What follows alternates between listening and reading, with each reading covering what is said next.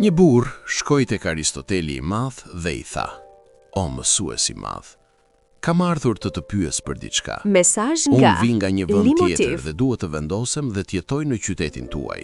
Dhe doja të pyes, si janë njerëzit këtu?" Aristoteli u kthye me një tjetër pyetje: "Më trego pak, si janë njerëzit në vendin nga i cili vjen?" Burri u përgjigj: "Ç'të të tregoj më parë? Njerëz më të ligj, më të poshtër dhe më të pacip nuk më kanë parë syt.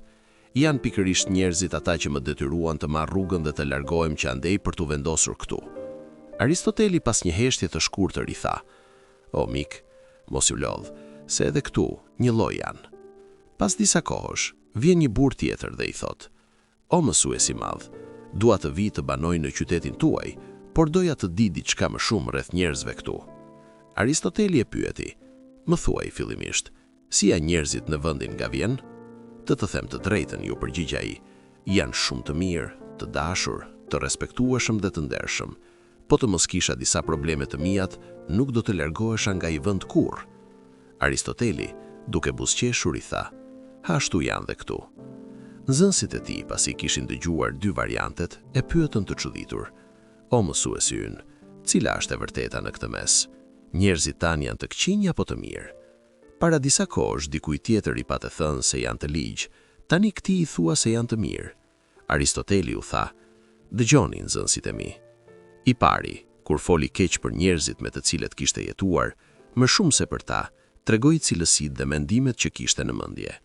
Një njeri i tillë kudo që të shkojë, njerëz të ligj do të gjej. I dyti kur lavdëroi njerëzit me të cilët kishte jetuar, tregoi cilësitë e tij më të mira.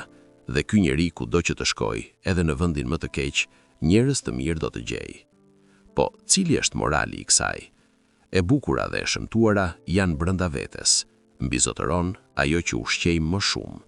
Ata që mallkojnë errësirën nuk e shohin dot dritën, sepse janë fokusuar vetëm tek errësira, e cila u del përpara kudo që të shkojnë. Ata që janë fokusuar tek drita, e shohin, e vlerësojnë dhe e shijojnë në maksimum. Edhe kur ajo mungon përkohësisht, janë të bindur se ajo do të kthehet shumë shpejt. Provo të shohësh dritën dhe të bukurën dhe do e gjesh atë kudo. Nëse të pëlqeu kjo histori dhe dëshiron më shumë tregime si kjo, mos e mbaj vetëm për vete. Ndajeni me ata që i ke të dashur dhe mos harroni të lini një pëlqim dhe më ndiqni në kanalin tim Limotiv për më shumë përmbajtje të ngjashme. Një klik për ty, një buzëqeshje për ne. Faleminderit nga zemra për mbështetjen dhe besimin tuaj.